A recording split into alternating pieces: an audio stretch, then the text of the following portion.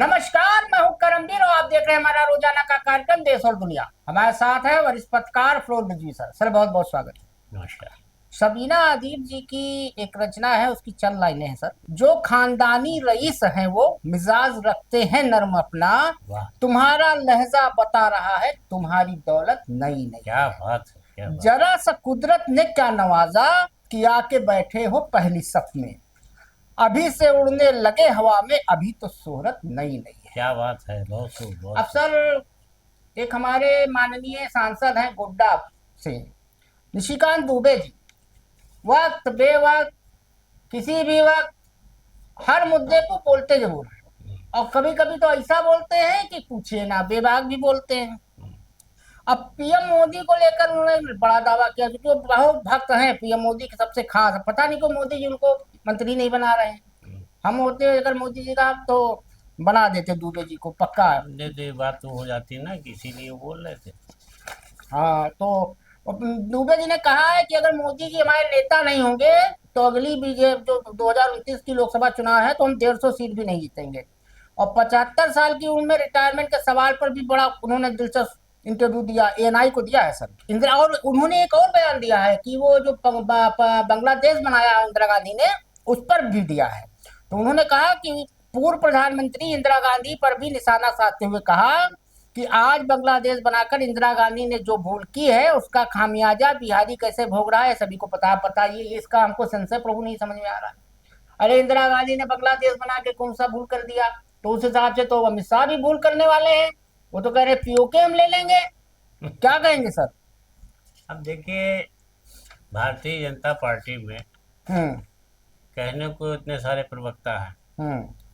और जेपी नड्डा साहब अध्यक्ष हैं, हम्म।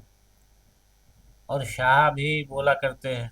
हम्म। लेकिन जिस तरह से निशिकांत दुबे जी हर मामले में बोलने लगे हैं, हाँ, प्रवक्ता जी पहले ही बोलते हैं। तो मुझे ये लगने लगा कि इनको कहीं न कहीं से अप्रत्यक्ष रूप से ये छूट मिली हुई है कि तुम जब मुद्दा बिगड़े तुम कुछ भी बोल तो सकते हो। तुम बनाने के लिए उसको किसी हद तक जा सकते हो। और बड़ाई चक्कर में कभी कोई बिगाड़ भी देते हैं। हाँ, अब इस वक्त उन्होंने जो सारी बातें कही हैं, हम्म। एएनआई को इंटरव्यू दे रहे थे, बीबीसी को किसको दे रहे एनआई। थे, एएनआई को इंटरव्यू दे रहे थे। हम्म। अब वो उनकी इतनी बड़ी मतलब शख्सियत बना दी गई है कि एएनआई उनका अलग से इंटरव्यू छाप रहा है, ये भी मेरी समझ में आता है। हाँ, एक सांसद हैं। मतलब क्या वो पार्टी के चाणक्य हो गए हैं कि हम्म। जो वो नीति सोचते हैं वही हो। हम्म। और ये इनको अधिकृत कर दिया गया है, मतलब अधिकृत ऑफिशियली नहीं किया गया है, घोषित रूप से नहीं किया गया है, और वो बोलते हैं और पार्टी सुना करती है। और उन्होंने कहा कि अभी तो 15-20 साल तक मुझे मोदी के अलावा कोई दिख ही नहीं हाँ, रहा है। मोहन भागवत जी की वो तकरीर सुनने के बाद से उन्होंने ये बयान देना शुरू कर दिया कि बगैर मोदी के बीजेपी अधूरी। और 15-20 साल का मतलब तो सर तब मोदी जी हो जाएंगे कितने, 95-97 साल के हो हाँ, जाएंगे। मतलब उनका मतलब वो पितामह की तरह से बने रहे। अच्छा अच्छा, अजय अमर हो गए हैं। हाँ, हाँ, वो नॉन बायोलॉजिकल तो है ही भीष्म है। पितामह जैसे थे कि भीष्म हम्म। पितामह रहेंगे तो जंग जीत, जो जिधर रहेंगे तो जंग जीती जाएगी। हाँ, वो उसका उनको भी इच्छा मृत्यु का इच्छा वरदान मृत्यु का था। वरदान था। हम्म। तो ये चीज बार बार जो है निशिकांत दुबे जी हर संवेदनशील मुद्दे पर बोलने लगते हैं। हम्म। सितंबर में उनकी 17 सितंबर कब है? 15 से 14 तारीख को। हाँ, तो उसमें उनका लोगों ने चर्चा शुरू कर दी कि भाई 75 साल के हो और जाएंगे। 11 सितंबर को मोहन भागवत जी भी 75 के हो जाएंगे, और दोनों एक हाँ, ही साल के मोहन हैं। भागवत भी छोड़ेंगे। कोई मोहन भागवत जी अगर वो रास्ता दिखा रहे हैं किसी को, तो पहले चल के दिखाएंगे तब ना कि उस पर दावा हाँ, अभी करेंगे। इंटरेस्टिंग होगा 11 हाँ, सितंबर को होता क्या वो है। भी छोड़ेंगे। हम्म। उनको भी छोड़ना पड़ेगा। और जनता के लिए अगर जनता के बीच ये बात बार बार दोहरा रहे हैं कि 75 साल में नेतृत्व छोड़ देना हमें नहीं चाहिए। लग रहा है दोनों नहीं छोड़ेंगे, हमें तो लग रहा है ना मोदी ही छोड़ेंगे ना भागवत छोड़ेंगे। हाँ, नहीं छोड़ने की बात नहीं, लेकिन एक चीज को चर्चा में लाके खड़ा कर दिया ना। हम्म। जब आदमी कमजोर हो जाता है तो इसी इन सब बातों से आदमी कमजोर होता है कि हम्म। पार्टी में नहीं चल रही है। अब इनको हटाए जाने की बात कही जा रही है कि नेतृत्व छोड़ दो। या तो ये खेल है हम्म। कि ऐसा कहा जाए वो कि लिटमस टेस्ट टाइप का है, हाँ, चेक किया जा लिटमस रहा है। टेस्ट टाइप है। अब सर, नेता प्रतिपक्ष राहुल गांधी ने एक बयान दिया है कि हम्म, मोदी सरकार का जो मेक इन इंडिया योजना है हम्म, उस पर एक बार फिर उन्होंने निशाना साधा और कहा ये पूरी तरह फेल है। हम्म, अब सोशल मीडिया प्लेटफॉर्म एक्स पर एक वीडियो पोस्ट करते हुए उन्होंने कहा जी। कि क्या आप जानते हैं कि भारत में बने ज्यादातर टीवीएस का 80% हिस्सा चीन से आता है। राहुल गांधी ने कहा कि मेक इन इंडिया के नाम पर हम सिर्फ असेंबल कर रहे हैं, बात तो खैर वो सही कर रहे हैं कह रहे हैं। असली मैन्युफैक्चरिंग नहीं। उन्होंने कहा कि आईफोन से लेकर टीवी तक के पुर्जे विदेश से आते हैं, हम बस उन्हें जोड़ तोड़ के फिक्स कर देते हैं और उस पर ठप्पा लगा देते हैं मेक इन इंडिया। और उन्होंने ये भी कहा कि भारत की मैन्युफैक्चरिंग जीडीपी का सिर्फ 14% ही हिस्सा रह गया है। बहुत लो। बहुत लो है। क्या कहेंगे सर? अब देखिए राहुल गांधी जी इस वक्त जो है वो उस तरह की सियासत नहीं कर रहे हैं कि उनको हुकूमत में आना है या प्रधानमंत्री बनना है या कोई, वो लॉन्ग टर्म हाँ कोई पॉलिटिक्स मतलब, कर हाँ रहे हैं। वो लॉन्ग टर्म ही मानी जाती है कि जब ऐसा आदमी हो जाएगा तो देश का उसको मिल जाएगा हम्म जनादेश के, भैया आप बैठिए, आप ठीक काम कर रहे हैं। हम्म लेकिन फिलहाल वो जो कर रहे हैं वो हर जगह जाते हैं और हम्म वहाँ पर टेक्नीशियन से मिलते हैं। हम्म ट्रक पर बैठ गए, ट्रक वाले से पूछना चाहिए, किसी फैक्ट्री में चले गए छोटी मोटी, वहाँ पूछने लगे कैसे काम करते हो, क्या काम हम्म करते हो, कहाँ सामान आता है, सब यहीं आता है, नहीं हाँ, साहब हम लोग असेंबली मजदूर करते हैं। मिस्त्री के बीच में चले जाते हाँ, हैं। सामान तो सब वहाँ से आता है। हम्म और गए थे नेहरू प्लेस पर हाँ हाँ टेक्नीशियन से मिलने, हाँ तो वहाँ लोगों ने बताया कि सब माल तो सब 80% चाइना से मंगाते हैं, हम्म हम लोग खाली उसको असेंबल कर देते हैं, टीवीएस वालों ने जो हम्म बताया। हम्म तो इस तरीके से मोदी जी ने जो मेक इन इंडिया का नारा दिया है तो उसमें उन्होंने ये बात कही कि जब हम सब चीन ही को दे रहे हैं हम्म। काम और चीन से मंगा रहे हैं तो हम हमारा क्या है, हम कौन सा मेक हम इन कर रहे निर्माण हैं? कहाँ कर रहे हैं, हम असेंबल इन इंडिया कर हम रहे निर्माण हैं। के क्षेत्र में कहाँ हैं। और इसी वजह से चीन का व्यापार दुगना हो गया भारत से, 50% नहीं 100% हो गया है, कहना दुगना हो गया है। हम्म तो इस तरीके से वो ये उन्होंने चिंता जताई है कि भारत जो हमारे प्रधानमंत्री ने देश में मेक इन इंडिया का नारा दिया था वो टोटल फेल अरे हो हमारे यहाँ मेक इन इंडिया है, डिजिटल इंडिया, गया। भाषा। जब तक हम निर्माण में आत्मनिर्भर नहीं होंगे तब तक हम मेक इन इंडिया का नारा देना बेकार नहीं, है। निर्माण हम करते हैं, जुमलों का बहुत अच्छा निर्माण करते हाँ हैं। वो तो बहुत सारी चीजों का निर्माण हो रहा है, जुमलों का बहुत जुमलों अच्छा। का, हालात का, इसका उसका, ऐसे हाँ, हालात पैदा कर दो, ये सब उत्पादन ही तो हिंदू है। मुसलमान का निर्माण हो रहा हाँ है। कर दो, ऐसा बोल दो कि यही मुहर्रम ही एक अब कल महीना वो है जिसमें दंगा हाँ, होता है। योगी जी कल बोल ही दिया है कि रातों के भूत बातों से नहीं मानते बात हैं। तो नहीं। और वो अखिलेश यादव उसका जवाब दे रहे थे कि ऐसा इनको भूत बताएगा। तो ये सब चल रहा है। तो अब एक योजना भारत सरकार की थी, अब सर 10 साल पूरे हो गए डिजिटल इंडिया को। हम्म, और डिजिटल इंडिया का हाल ये है कि आज मैं सुबह ब्रेड लेने गया था तो हम्म, दुकानदार ने कहा कि भैया अगर कैश हो तब तो मैं ब्रेड दूंगा, अगर गूगल पे किए मैं नहीं दूंगा। तो हम्म, मैंने कहा क्यों भैया, मेरे पास तो कैश नहीं है। हम्म, तो उसने कहा जो आता है वो सीधे स्कैन करने लगता है, हमारे गले पैसे नहीं है। हम्म।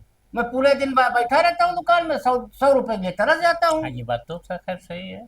कई बार हम देखते हैं लड़के लड़कियां यंग जनरेशन के जो हैं वो ऑटो बैठने से पहले ये पूछते हैं, ऑटो वाले से नहीं बताते हैं कि जाना कहाँ है या उतारोगे कहाँ। वो उससे गूगल पे ले लोगे, स्कैनर है, जैसे कहता ऑटो वाला ना भैया हमारे पास ना बटन वाला फोन है, और वो बेचारे खड़े रहते हैं 1 1 घंटा, तब जाके कोई एक ऑटो वाला मिलता है। तो सर 10 साल पूरे हो गए हम्म, डिजिटल इंडिया को, तो मोदी जी ने एक दिलचस्प कॉन्टेस्ट शुरू किया है, खास तौर से उन लोगों के लिए है जो रील बहुत बनाते हैं, जिनको रील से प्रेम है। हमारे यहाँ तुषार शर्मा जी हैं, उनको भी बहुत रील से प्रेम है। तो जो लोग रील देखते हैं या बनाते हैं तो 4 पैसा भी कमा लोगे, फोकट फोकट में कहा है दिन में भैया अपना टाइम खराब कर रहे हो। तो भारत सरकार ने एक दिलचस्प कॉन्टेस्ट शुरू किया है जिसका नाम है a decade of digital India reel contest. Hmm, अब भैया इसमें यह है कि अगर आप इसमें टॉप 5 में आ गए, टॉप 10 में आ गए तो 15,000 देगी भारत सरकार। हम्म। और अगर उसके बाद आए 10 10, 15 ऐसे करते हाँ हैं। 10 को जो पहले 15,000, 10,000 और 5,000 हाँ तीन तो कैटेगरी बनाई। हाँ तो 10 विजेताओं को 15, 25 को 10,000 और 50 लोगों को 5,000 मिलेगा। अब सर 1 जुलाई से शुरुआत है और 1 अगस्त तक ये चलेगा, अभी है मौका, आज हाँ 19 एक तारीख अगस्त है। तक है अभी। हाँ 11 दिन का है, 11 दिन में रुपया कमा लो। क्या कहेंगे सर? अब देखिए ठीक है, एक डिजिटल इंडिया किसी तरीके से लोगों के दिलों में बैठे कि भाई चलो हाँ यही काम करो, इससे भी कुछ आमदनी हो रही है। मिनिमम 1 मिनट का होना मेक इन चाहिए। इंडिया, स्टैंड अप हाँ इंडिया और डिजिटल इंडिया। तो अगर सरकार ने ऐसा कुछ कर रखा, लेकिन देखिए रील कैसी बन रही है, आप देख रहे हैं कितनी अश्लील और कितनी हाँ जान। तो जो इन्होंने शर्त रखी है वो तो आपने पढ़ी नहीं। शर्त रखी है कि रील ऐसी हो जिसमें आपने किसी की जान बचाई हो, कोई ऐसा कार्य किया हो। हाँ कि डिजिटल इंडिया ने आपका जिंदगी हाँ बदला। हाँ और उसमें वो नारा भी यही, स्लोगन भी यही लिखा जाना चाहिए कि हमने जो है इसके जरिए ये काम किया है। अब आजकल तो एक सर वीडियो वायरल अब हो रहा रील था। रील आप बना रहे हैं, नाच रहे हैं कोठे पर, हाँ या वो कुछ कर रहे हैं या मियाँ बीवी झगड़ा कर रहे हैं, वो रील थोड़ी होगी। अरे एक वीडियो वायरल था पिछले दिनों, वो बलिया डीएम ऑफिस के बाहर एक लड़की डांस कर रही है, वो हाँ अपना रील बना के डाली थी हाँ डीएम ऑफिस के सामने। हाँ। तो ये सब चीज, अब रिवॉल्वर लेकर के, हम्म। शौक हुआ बंदूक लेकर के लड़कियों को या उसको, तो हम्म। उनका मुकदमा तक कायम हो गया। हाँ, कई हुआ है, तो रील के चक्कर में बहुत लोग की जान चली गई हाँ, सर। तो वो रील थोड़ी चलेगी कि ये जो आप पढ़ रहे हैं कि रील से हम्म। पैसा कमा लो, तो रील वो वाली होगी जिसमें लगेगा कि हाँ, राष्ट्र निर्माण में एक अच्छा काम किया है सब। अब सर कल से संसद का मानसून सत्र शुरू है, 21 मीटिंग्स होनी है, कुल बैठकें होनी है। अब जो एक सर वो जस्टिस यशवंत वर्मा थे जिनके घर से वो जले हुए नोट बरामद हुए थे, जी। तो 18 जुलाई यानी कि कल सुप्रीम कोर्ट में एक याचिका दायर की है उन्होंने। उन्होंने इन हाउस कमेटी की रिपोर्ट और महाभियोग की सिफारिश रद्द करने का अनुरोध किया है। उनका तर्क ये है सर कि भाई पैसा जो जला मिला वो हमारे आउट हाउस से मिला है, तो भैया जब आउट हाउस से मिला है तो उससे हमारा कोई लेना देना नहीं है। उन्होंने अपनी याचिका में 5 सवाल के जवाब मांगे हैं, साथ ही 10 तर्क भी दिए हैं। अब उसमें उनके जो 5 सवाल हैं, बाहरी हिस्से में नकदी कब, कैसे और किसने रखी, कितनी नकदी रखी गई थी, नकदी असली थी या नहीं, आग लगने का कारण क्या था, पहला सवाल वो ये कर रहे हैं। फिर क्या याचिकाकर्ता किसी भी तरह से 15 मार्च 2025 को बची हुई नकदी को हटाने के लिए जिम्मेदार था, ये भी उनका सवाल है इसे। अब उनके 10 तर्क हैं। अब उनका कहना है कि राष्ट्रपति और प्रधानमंत्री को भेजी गई महाभियोग सिफारिश अनुच्छेद 124 और 218 का उल्लंघन है।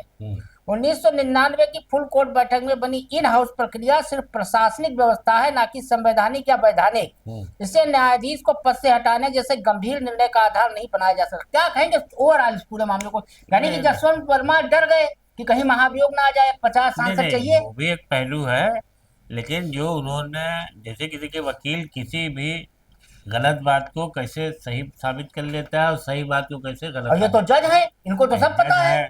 तो अगर जो तर्क उन्होंने रखे हैं वो इतने मजबूत रखे हैं कि उससे तो इनकार नहीं किया जा सकता कि उन्होंने जैसे ये कह दिया कि वो हमारे घर के अंदर का हिस्सा नहीं है, आउट हाउस है, बाहरी हिस्सा है। तो ये संदेह किया जा सकता है कि कोई ला के रख गया। आपने ये नहीं लिखा कि ये पैसा मेरे द्वारा रखा गया था, मतलब जो जांच कमेटी है उस पर उन्होंने सवाल उठाया कि जांच कमेटी ने अपनी रिपोर्ट में कहीं ये नहीं लिखा कि ये पैसा मेरे द्वारा रखा गया था और फिर मैंने ही उसको जलने से बचाया है। तो और वो लिखा है कि जो मेरे खिलाफ और जो बातें लिखी गई हैं उसमें मेरा बयान नहीं लिया गया है, मुझसे कहीं मुझे मौका ही नहीं दिया गया है कहीं मैं अपना तर्क रखूं, सीधे मेरे खिलाफ ये कार्रवाई शुरू कर दी गई। असली और नकली का भी सवाल उठाया, नकली का भी उठा दिया है, तो उन्होंने खुद संदेह खड़ा कर दिया है। तो अब इन बातों को सुप्रीम कोर्ट कैसे इनके नकार देगा, वो भी एक मसला है। एक जज का मामला है। अगर उन्होंने ये बात उठाई तो उनकी भी बात सुनी जानी। और जगदीश धनखड़ साहब बिल्कुल राशन पानी ले पड़े हैं, ये जो उन्होंने एक बात ये कह दी कि मुझे सुना नहीं गया, मुझे अपने बात रखने का मौका नहीं दिया गया, सीधे एक तरफ कमेटी बनाई गई है और जांच रिपोर्ट दी और जांच रिपोर्ट में कहीं ये नहीं दर्शाया गया कि पैसा हम ही ने रखा। उस समय मौके पे थे नहीं, होली का दिन था। वो थे मध्य प्रदेश। पैसा हमने जाकर के वहाँ जलने से आग लगाई या बुझाया, जो भी किया, ये थे नहीं, नोट असली थे कि तो नकली थे, ये सब रिपोर्ट में कहीं है ही नहीं है। तो आप मुझे कैसे दे रहे हैं? पहले इन सब पहलुओं को देखिए, फिर ये तो उल्लंघन है, जो जांच के लिए जो नॉर्म्स हैं ये उसका उल्लंघन है। एक तरफा आपने हमारे खिलाफ किया, तो उन्होंने जो अपनी याचिका दायर की है वो माने रखती है। अब सर वो ट्रम्प ताऊ तो भाई कमाल किए कर रहे हैं और मोदी जी हमारे चुपचाप बैठे, कोई जवाब नहीं। अब 24वीं बार ट्रम्प ताऊ फिर बोले, अब से जो बोले वो तो महा बड़ा वाला बोले, ऐसा बोले कि सब हिला जा रहा है मामला। अब भैया कोई संभाई दे तो पता चले कि क्या है। अब ट्रम्प ताऊ कह रहे हैं, कल शुक्रवार को उन्होंने कहा कि मई के महीने में भारत पाकिस्तान के बीच चले संघर्ष में 5 लड़ाकू विमानों को मार गिराया गया था। गौर सुनिएगा, 5, ये नहीं बताया किसके, भारत के कि पाकिस्तान के। और ट्रंप ने ये नहीं बताया किस देश के कितने लड़ाकू विमानों का नुकसान हुआ। यहाँ पर ट्रंप ने जो बहुत चतुराई से काम लिया है, क्योंकि पाकिस्तान ने ये दावा किया था और हमारी के सेना के प्रमुख ने उसको सरे से निकाल दिया था कि हमारे कोई ऐसे 5 विमान नहीं गिरे। अब ये फिर ये पाकिस्तान की बात कर रहे हैं, डोनाल्ड ट्रंप के 5 विमान गिराए गए, तो ये जो पाकिस्तान ने कहा है उसी को दोहरा रहे हैं। हमारे chief of defence staff Anil Chauhan ने भी कहा था कि भारत के लड़ाकू विमान गिराए जाने के सवालों का जवाब दिया था। उन्होंने पाकिस्तान की ओर से विमानों को नुकसान पहुंचाने के दावों को सीधे खारिज किया था और ये कहा था कि जंग में कुछ नुकसान तो दोनों पक्षों का होता है। अब सर ये ट्रम्प ताऊ तो एक चीज और कह रहे हैं कि भैया ऐसा मैं चिट्ठी लिखूंगा और भारत से मामला, वो टीम आ गई है वापस, जो गई थी वहां टैरिफ वाला डील करने, आज वापस आ गई है। और वो ट्रम्प ताऊ कह रहे हैं कि मैं एक चिट्ठी लिखूंगा भारत से और मैं बिजनेस होगा और फिर वो डील हो जाएगा भारत से। क्या कहेंगे सर? अभी मैंने कहा देखिए ट्रम्प का कोई भरोसा नहीं रहता, कॉल फेल का बात का उनका कि कब वो क्या कहेंगे क्या नहीं कहेंगे। अब 24 बार वो भारत की जंग को, पाकिस्तान को अपने ट्रेड से मैंने रुकवाया, ट्रेड से मैंने रुकवाया, बढ़ते चले जा रहे हैं। और भारत भी न प्रधानमंत्री खंडन बोले, करते हैं। हाँ प्रधानमंत्री भले न सीधे बोले हो, लेकिन विदेश मंत्रालय करता है खंडन। हाँ हमारी सरकार तो करती रहती हमें है। तो लग रहा है सर मोदी जी को जो विदेश मंत्रालय में एक अलग से डिपार्टमेंट खुलवा दें, ट्रम्प के बयानों का खंडन का विभाग, और उसका एक काम में रहे, जैसे ट्रम्प बोले तुरंत उसका खंडन करे, यही काम बचा है। इस वक्त जो है ट्रम्प का यही चल रहा है, टैरिफ लगाओ, कारोबार हाँ, वो करो, तो पूरे दुनिया में आजकल यही काम कर रहे हैं। ब्रिक्स देशों को तबाह करो, कह रहे हैं कि सब हमने खत्म कर डाला, सत्यानाश कर दिया, छोटे छोटे देश हैं सब खत्म हो जाएंगे। अब सर निमिषा प्रिया वाला मुद्दा हम लोग उठाते हैं बार बार। अब पता चल रहा है कि अभी उसके ऊपर तलवार लटकी है। अब ये मामला उठा कहाँ से था, ये पता चला कि तमिलनाडु मूल के एक निवासी है सैमुअल जेरोमी, कई सालों से अपने परिवार के साथ यमन में रह रहे हैं। तो यमन में एक निजी कंपनी में एविएशन कंसल्टेंट के तौर पर वो काम करते हैं। तो जब ये मामला उठा था तो सबसे पहले उन्होंने ही इस मामले को सोशल मीडिया पर डाला, और निमिषा के परिवार की ओर से केस लड़ने का पावर ऑफ अटॉर्नी भी उन्हीं के पास है। और साल 2017 में निमिषा प्रिया को इस मामले में गिरफ्तार किया गया था। तब यमन में भारतीय दूतावास बंद था, गृह युद्ध वगैरह चल रहा था। अब क्या कहेंगे सर इसमें? अब देखिए ये तो एक ऐसी बात, एक नई स्टोरी सामने लाई गई है जिसमें कहीं निमिषा प्रिया के मतलब फांसी को खत्म करने की जैसी कोई बात नहीं है। इसमें सिर्फ ये है कि क्योंकि वो 16 को होनी थी और टल गई है, तो फिलहाल कोई नई डेट नहीं है। हाँ, उनके वकील भी वही के आदिवासी हैं। असली पहलू है आज की कहानी का, उसमें निमिषा को लेकर जो चर्चाएं चल रही है उसमें ये है कि ये जो वकील साहब है जिनको पावर अब्दुल्ला आमिर उनके वकील हैं, यमनी वकील है, तो उन लोगों ने अपनी अपनी बातें रखी हैं कि तलाल अब्दो मेहदी के साथ तो लड़की निमिषा अच्छे से काम कर रही थी, क्लिनिक चला रही थी, मैं जानता था, और ये है वो है, और फिर उसको मैंने बचाने की कोशिश की लेकिन तब तक उसको सजा हो गई, और तमाम बातें लिखी हैं। लेकिन ले दे करके ये है टोटल उसमें कि वो सारी बातें सब बयान की गई हैं, और रिपोर्टर ने अपना अलग अलग वकीलों से चर्चा की तो सब ने बताया, लेकिन किसी ने ये नहीं कहा है कि उसकी फांसी टल गई है कि नहीं। हाँ कि टल गई है या घर वाले राजी हो गए हैं और फांसी की सजा खत्म हो जाएगी, वो ये नहीं। लेकिन उसको तो सर फाइनली सुप्रीम कोर्ट से तो सजा हो ही चुकी है। तो वो बात जो आपने कहा ना कि तलवार लटक रही है भी उस पर खतरे की, तो वो है। अब सर हमारी जो टीम गई थी अमेरिका में ट्रेड डील करने, मिनी या बायलेटरल ट्रेड डील होगी, लंबी चर्चा के बाद अमेरिका से लौटी भारतीय टीम। अब सर अगर मिनी डील होती है तो डेयरी, एग्रीकल्चर और ऑटो सेक्टर को छोड़कर बाकी सेक्टर पर व्यापार डील की जाएगी। वहीं अगर द्विपक्षीय व्यापार पर सहमति बनती है तो ये देखना दिलचस्प होगा कि अमेरिका और भारत किन किन चीजों पर सहमत होते हैं। अब मुख्य वार्ताकार जो गए थे सर राजेश अग्रवाल के नेतृत्व में भारतीय प्रतिनिधिमंडल अमेरिका के साथ व्यापार समझौते पर बातचीत के बाद लौट आया, लेकिन ये नहीं अभी क्लियर है कि क्या बातचीत हुई। अब इसमें सर एग्रीकल्चर और डेयरी में अगर होगा तो हमारे किसानों का सत्यानाश हो जाएगा। क्या कहेंगे सर?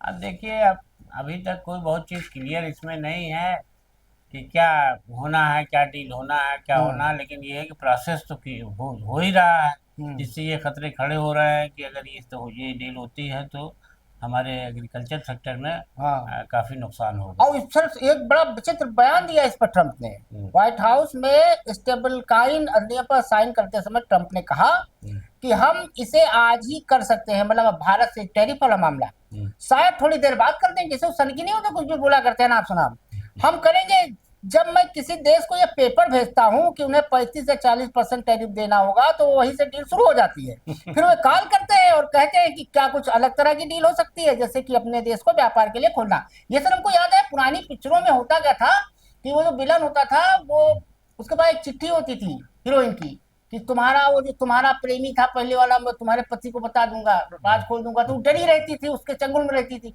तो इस तरह वैसे बता रहे हैं कि ये कुछ कौन सा पेपर है भगवान जी, क्या है उस पेपर में जो ये लिखे देखिए, रखे हैं? ट्रम्प साहब का जो मामला है, हम्म। जब से एलन मस्क से उनका झगड़ा हुआ है, हाँ।